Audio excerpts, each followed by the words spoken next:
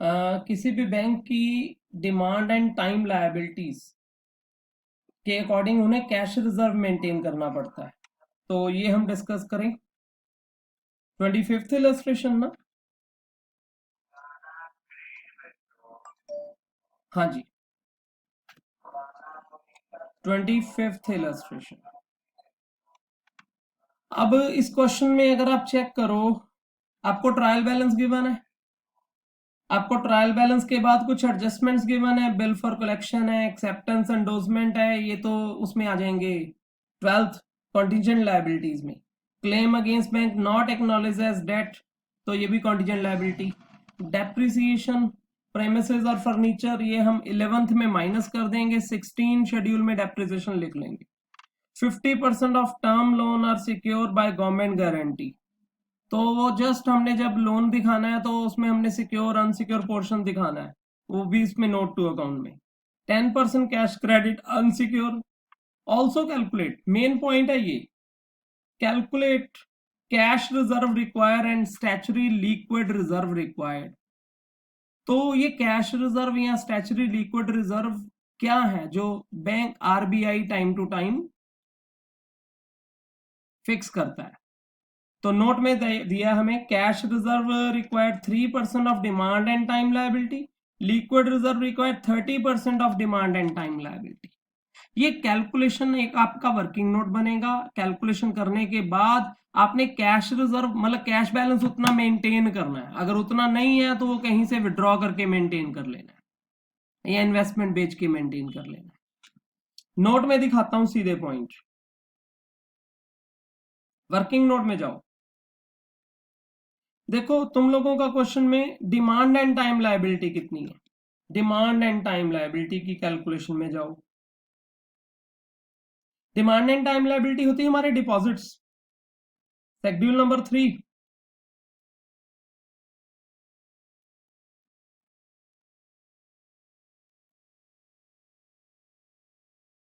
Three में जाके दिखाऊं, ये रहा। देखो हमारे इस क्वेश्चन में अगर आप चेक करें, सेविंग बैंक डिपॉजिट पड़ा है 450, डिमांड डिपॉजिट्स हैं 520, फिक्स डिपॉजिट्स है 517, total demand and time liability इस बैंक की है 1487.12। निकिता प्रेजेंट हो? हाँ जी सर। आप ये समझ रहे हो ना, डिपॉजिट्स हमारे ये तीन फिगर्स मिला के 1487 आए। हाँ जी सर। बस इस डिपॉजिट का 3% हमें कैश रिजर्व मेंटेन करना है। वर्किंग नोट में जाओ, वर्किंग नोट में जाके इस डिपॉजिट का 3% किया, कैश रिजर्व हमें मेंटेन करना है 44.61। ट्रायल बैलेंस में जाके देखो एक्चुअली आपका कैश बैलेंस है कितना। कैश बैलेंस का मीनिंग होता है cash and balance with RBI, मतलब आरबीआई के पास ही मेंटेन करना है ना हमने, बैलेंस विद आरबीआई बोलो इसे आप, ठीक है। तो आरबीआई के पास कितना बैलेंस है, मैं वापस ट्रायल बैलेंस में चला गया, ये रहा बैलेंस विद आरबीआई हमारा है 37.88। आरबीआई के पास उतने पैसे जमा करके रखने हैं ना हमें, तो आरबीआई के पास आपका फंड है 37.88, जबकि आपको मेंटेन करना है, वापस वर्किंग नोट में चला गया, आपको मेंटेन करना है 44.61, है 37.88, दैट मींस आपको और कितना आरबीआई को ट्रांसफर करना पड़ेगा 6.73। कैसे करोगे, अपने बैंक अकाउंट से निकालो, आरबीआई के पास जमा करा दो। आपके पास लूज कैश पड़ा होगा, अदर बैंक्स में पड़ा होगा, money at call short notice पड़ा होगा, मतलब जहां भी आपके पास लिक्विड फॉर्म में कैश पड़ा है उसमें से आप विड्रॉ करो और आरबीआई के पास जमा करा दो। RBI cash with other bank पड़ा है 155, वर्किंग नोट देखो जरा, इस 155 में से, इस 155 में से हमने निकाला 6.73, जितना भी वो डेफिसिट था यहां से, और ये अदर बैंक से निकाल के आरबीआई के पास जमा करा दिया। दैट मींस अदर बैंक में कैश कम हो जाएगा, आरबीआई का कैश मेंटेन हो जाएगा। जब भी इंडिया लेवल पे गवर्नमेंट को फंड्स चाहिए होते हैं, बड़ा सिंपल सा उनका एक फंडा है, वो अपनी कैश रिजर्व रेशो बढ़ा देते हैं। 0.25% भी अगर वो कैश रिजर्व रेशो बढ़ाएं तो जितने पूरे इंडिया में बैंक्स हैं उन सबको अपनी डिपॉजिट का 0.25% एक्स्ट्रा डिपॉजिट कराना पड़े, डेफिसिट रिक्वायरमेंट पूरी हो जाती है, फंड्स मैनेज हो जाते हैं, गवर्नमेंट अपनी रिक्वायरमेंट्स को फुलफिल कर लेती है। मैं क्या कह रहा हूं बच्चे, जहां पर भी जिस साल में फ्लक्चुएशंस ज्यादा हो, नॉर्मली उस साल में कैश रिजर्व रेशो आप सुनोगे कि कई बार चेंज होती है, एक साल में कई बार चेंज होती है। और आप गूगल में चेक कर सकते हो at present cash reserve ratio कितनी चल रही है। एनीवन चेक करना गूगल पे। At present cash reserve ratio 3% ही है, but liquid ratio at present कितनी है? हाँ जी, 18%। अगर आपको क्वेश्चन में कोई रेट गिवन है फिर आप उस रेट के अकॉर्डिंग करो, नहीं तो आपको प्रेजेंट रेट याद रखने पड़ेंगे। आपके लिए एक होमवर्क बढ़ गया, 3%, 18% आपको याद रखना पड़ेगा और आपको किसी भी क्वेश्चन में ये खुद चेक करना होता है। जरूरी नहीं है कि आपको क्वेश्चन में बोलेंगे ही कि आप कैश रिजर्व चेक करो कि है पूरा या नहीं है, क्योंकि इसका फुलफिल होना तो जरूरी है ना। एडजस्टमेंट्स चाहे गिवन हो चाहे ना गिवन हो, ये तो एक हिडन एडजस्टमेंट है, क्योंकि ये तो रूल है, आपको तो कंडीशन पूरी करनी ही पड़ेगी। अच्छा, ये जो हमने एसएलआर मेंटेन करना होता है, लिक्विड रेशो कहते हैं हम, स्टैट्यूटरी लिक्विड रेशो, ये हमने मेंटेन करनी होती है किस फिगर का? Same demand and time liability का 30%। इसका मतलब होता है कि डिमांड एंड टाइम लायबिलिटी के 30% के बराबर हमारे पास, बैंक के पास, लिक्विड फॉर्म में कैश होना चाहिए। लिक्विड का मतलब होता है cash in hand, cash with other banks, money at call and short notice, या लिक्विड इन्वेस्टमेंट्स जैसे गोल्ड, गवर्नमेंट सिक्योरिटीज, जिनको जल्दी कैश में कन्वर्ट किया जा सके। इसके पीछे का लॉजिक समझा सकता है कोई? ईशवदीप यहां प्रेजेंट हो आप? ईशवदीप, बच्चे तुम इसके पीछे का लॉजिक बता सकते हो जो तुम्हारे माइंड में आ रहा है कि लिक्विड रिजर्व हमें 30% क्यों मेंटेन या 18% क्यों मेंटेन करना पड़ता है? बोलो।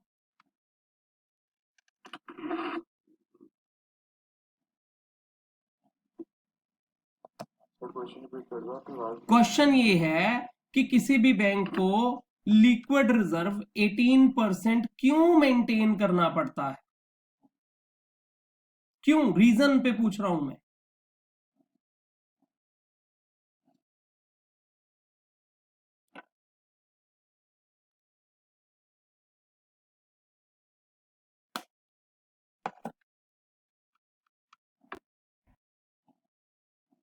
निकिता आप बोलना चाहोगे? नहीं ध्यान, मैं बोलूं फिर? माधव आप बोलना चाहोगे?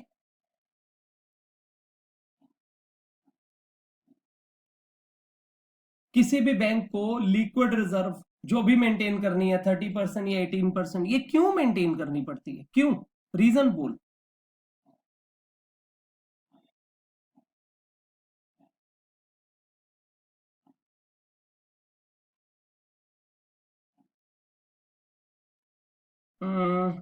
चलो मैं बोलता हूं, सुनना जरा।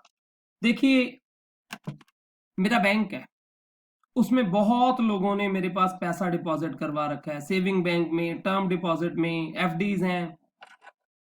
क्या मेरे पास आज एकदम से कोई बंदा आ नहीं सकता? एफडी उसकी 5 साल बाद वाली है, उसे पैसे की जरूरत पड़ गई, आए मुझे आके कहे सर मुझे पैसे चाहिए जी, मेरी एफडी को यहीं ब्रेक करो और मुझे पैसे दे दो। क्या ऐसा हो सकता है? बिल्कुल हो सकता है। क्या ये हो सकता है कि ऐसे कई कस्टमर आज मेरे पास आ जाए? ऐसा हो सकता है कि कई लोग आज विड्रॉ करने ही ज्यादा आ जाए पैसे?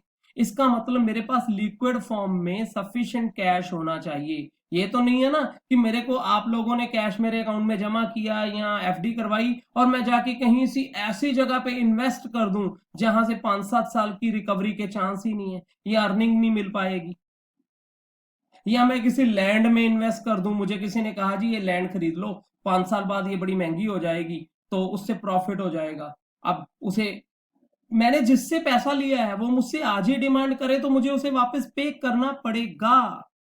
और ये तो है नहीं कि 100% लोग वापस मांगने ही आ जाएंगे पैसे, लेकिन 10-15% लोग तो किसी टाइम में, मंथ में, 2 मंथ्स में, 3 मंथ्स के टाइम में वापस डिमांड करने आ सकते हैं ना, इसलिए उतना को कैश बैंक को लिक्विड फॉर्म में रखना पड़ता है, चाहे वो विद अदर बैंक्स रख लो या इन हैंड रख लो। इन हैंड तो ज्यादा ना भी रखें, ये मार्केटेबल सिक्योरिटीज जहां से जल्दी से कैश किया जा सकता है, विद इन फ्यू आवर्स वहां से कैश विड्रॉ करके अपनी लायबिलिटी को, अपनी पेमेंट्स को कवर किया जा सकता है।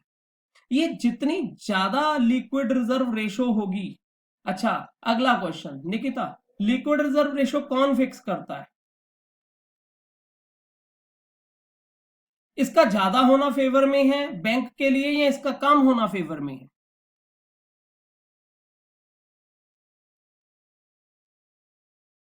हाँ, बैंक जितना ज्यादा हो जाएगा, बैंक तो फिर उसके बंद जाएगी, बैंक तो खुल के काम ही नहीं कर पाएगा। सोचो, अगर मैं बैंक को कहूं भैया तुमने अपने डिपॉजिट्स का 30% तो लिक्विड रखना है, लिक्विड रखने का मतलब वहां वो ज्यादा अर्निंग ऑप्शंस को नहीं सोच पाएगा। और जहां मैं कंडीशन ना लगाऊं तो कहीं भी इन्वेस्ट करने को बोल दूं तो वो वहां से ज्यादा अर्निंग ले पाएंगे। तो भाई बैंक ने भी तो कुछ कमा के फिर इंटरेस्ट दे के फिर अपना कुछ प्रॉफिट दिखाना है, तो बैंक भी तो एक बिजनेस ही कर रहा है। इसलिए जितना लिक्विड रिजर्व कम हो उतना बैंक के फेवर में। अच्छा, अगर आरबीआई कोई कंडीशन ना लगाए तो बैंक तो अपना सारा पैसा कुछ भी लिक्विड में नहीं रखेगा। ऐसे तो फिर जितना भी बैंक का क्लाइंट है, कस्टमर है, वो परेशान ही रहेगा। आप सोचो, आपके बैंक में पैसे जमा है सेविंग अकाउंट में, जिसकी बेसिक कंडीशन है कि आप जब चाहो विड्रॉ कर सकते हो। आप आज जाते हो बैंक से विड्रॉ करने के लिए, आपको जरूरत पड़ गई, लाख रुपए आपके वहां जमा है, और बैंक आपको कहे कि हमारे पास अभी कैश नहीं है, आपने ऐसा करना 2 महीने बाद आना, हम कहीं से कैश अरेंज करेंगे फिर आपको दे देंगे। तो आप के लिए ठीक होगा क्या आप उस बैंक में पैसा रखना चाहोगे कभी भी, जहां जरूरत पे ही नहीं काम आ पाया आपके?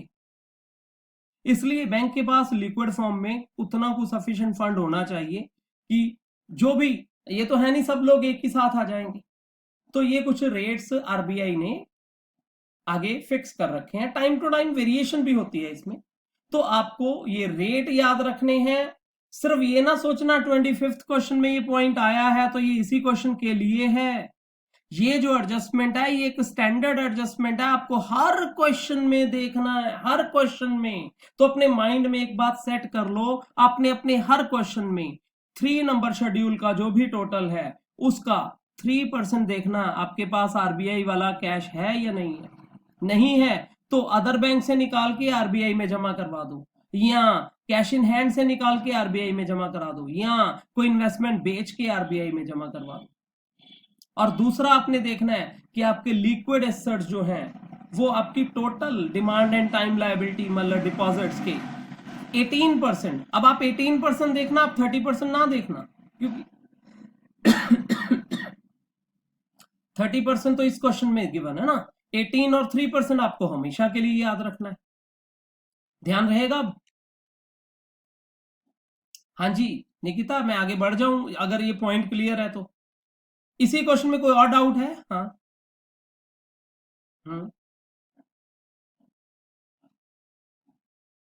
एक्सेस होने से कोई फर्क नहीं पड़ता। हमारे पास अगर एक्सेस है, मतलब बैंक ने, आरबीआई ने कहा जी तुम्हारे पास 2 रुपए होने चाहिए, मैं कहूंगा मेरे पास तो 5 रुपए है, वो कहेगा कोई बात नहीं, टेंशन ना लो, रखो, फिर आपके ही है तो आपके ही। आपने लिक्विड फॉर्म में उतना ना रख के ज्यादा रखा है तो कोई प्रॉब्लम नहीं है। वैसे ही बताया ही है उन्होंने थ्योरी में कि हमारे पास तो इतना एक्सेस है, टेंशन नहीं है। सेम वे आपके आरबीआई में अगर ज्यादा पैसे जमा है, 3% से भी ज्यादा जमा है, तो उसकी टेंशन नहीं है।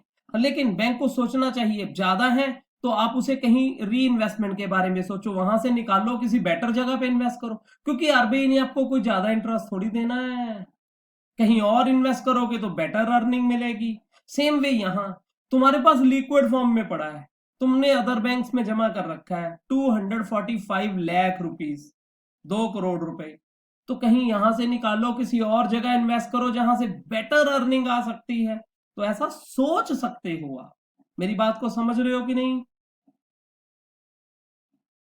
बाकी ये सोचना नहीं सोचना तो मैनेजमेंट का काम है कि उन्होंने पैसा आगे कहां इन्वेस्ट करना है। फिलहाल कंडीशन फुलफिल है, मतलब हमारे पास एक्सेस ही है। आप अगला क्वेश्चन पूछो।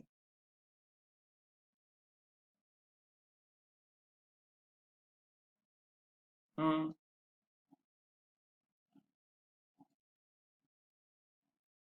हम्म नेट प्रॉफिट बिफोर एप्रोप्रिएशन हमें 150 लाख गिवन है, ठीक है ना। तो जब हम सेकंड शेड्यूल दिखाएंगे, बस इनर में ही प्लस माइनस दिखा देंगे हम उसका। ये देखो, रिजर्व एंड सरप्लस प्रेजेंटेशन देख लो बस। तुम्हारा 150 का 25% कितना होता है, ये बता दो बस मुझे। 150 का 25%, 25% जो भी बना 37.5। 37.5 अपने पीएनएल में से माइनस कर दो। देखो 150 में से 37.5 माइनस करके बाकी पीएनएल का बैलेंस पीएनएल के नाम से दिखा दिया, और जो 37.5 था वो स्टैट्यूटरी रिजर्व के पुराने बैलेंस के अंदर ऐड करके दिखा दिया। आप समझ लगा? और बोलो पॉइंट।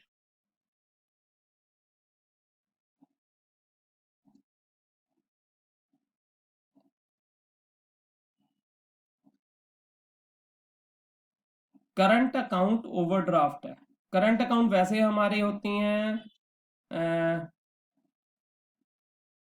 बैंक डिपॉजिट, जो लोगों ने बैंक में हमारे जमा कर रखे हैं पैसे। ओवरड्राफ्ट मतलब उन्होंने हमसे ले रखे हैं, तो ये एडवांसेस हो गए हमारे।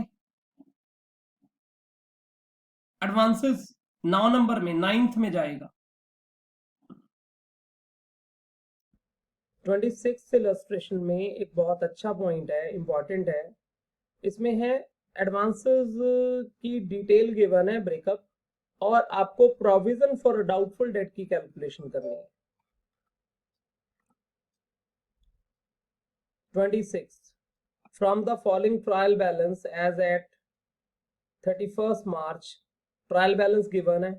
ट्रायल बैलेंस स्टैंडर्ड हो गया, बिल फॉर कलेक्शन ट्रायल से बाहर हो गया। एडिशनल डिटेल देखो, आपको ना एडवांसेस का क्लासिफिकेशन पहले से ही गिवन है। Standard asset, sub standard, doubtful, loss asset, इनकी ब्रेकअप गिवन है। Cash credit, term loan, bill purchase. फिर कहते हैं no provision has been made, अभी प्रोविजन बनाई नहीं है और आपको बनानी है। डाउटफुल एसेट में से कहता 50% सिक्योर्ड है। अनसिक्योर पे 100% होती है ना, 50% पे स्लैब्स होती है। बस इसकी कैलकुलेशन समझ लो, लास्ट पेज पे गिवन है वर्किंग नोट में। ये रहा वर्किंग नोट। आपको एसेट्स की क्लासिफिकेशन तो पहले से गिवन है, standard, sub standard, doubtful, unsecure, secure, फिर up to 1 year, 3 year, 5 year, loss asset. Rate आपको याद रखने पड़ेंगे। स्टैंडर्ड एसेट पे क्या रेट था प्रोविजन का? हाँ जी, स्टैंडर्ड एसेट प्रोविजन का रेट बोलो जल्दी।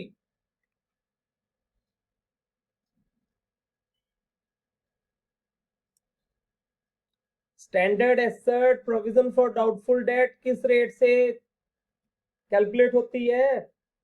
है जी 0.4। ये 0.4, 15, 100, 25, 40, 100, 100, ये भी आपको लर्न करना है। एग्जाम में ये रेट नहीं मिलने आपको, ये रेट्स आपको लर्न करने पड़ेंगे।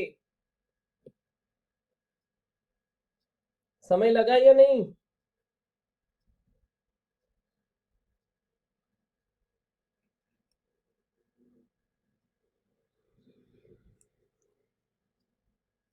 बच्चे क्या कहते हो? पॉइंट क्लियर है?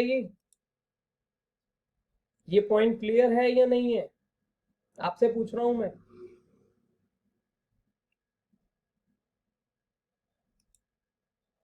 बस इस इलस्ट्रेशन में यही एक एरिया था रेट्स को लेके, बाकी तो क्वेश्चन ही कुछ नहीं है। बाकी तो अब आपको देखो, एक ट्रायल बैलेंस गिवन है, आपको उसकी पोजीशन पे लिखना है। एक बार फटाफट से बता दो, मुझे भी पता चल जाएगा कितना को याद हो गया। बस इस क्वेश्चन के साथ फिनिश करते हैं, फिर अगला टॉपिक आपका एग्जाम भी है इसके बाद। बोलना जल्दी जल्दी, कैश विद आरबीआई कहां जाएगा?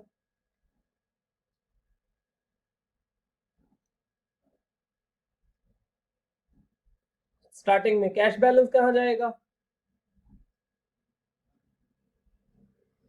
नहीं, cash balance 7, balance with other bank 7। अच्छा, इन्वेस्टमेंट इन गवर्नमेंट सिक्योरिटी कहाँ जाएगा?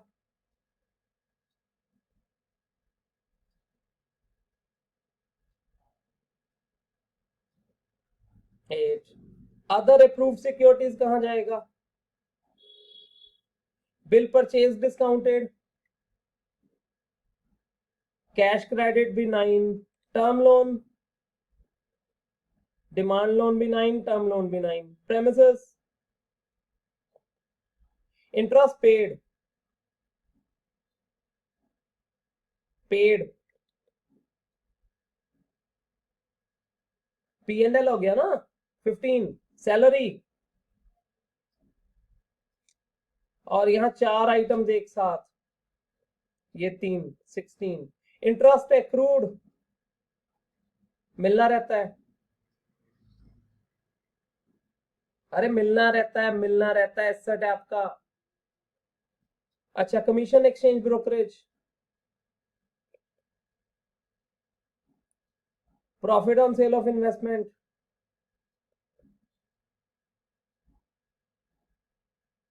लॉस होता तो वो भी 14 में ही आना था। Other revenue receipts, share capital, P&L का बैलेंस P&L में ही एज बैलेंस दिखा देंगे, वहां से आगे फिर 2 नंबर में जाएगा। FD 3 ही तो आइटम होती हैं, 3 नंबर में जाती हैं। बोरिंग,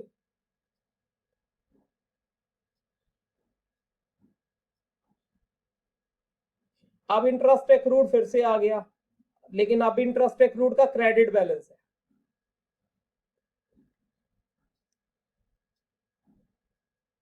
लो, बन गया। एडजस्टमेंट में तो कुछ खास होता ही नहीं, एक प्रोविजन की कैलकुलेशन है। बैंक का कोई भी क्वेश्चन देख लो, आपको ज्यादा एडजस्टमेंट मिलेंगी ही नहीं, कभी भी नहीं मिलेंगी।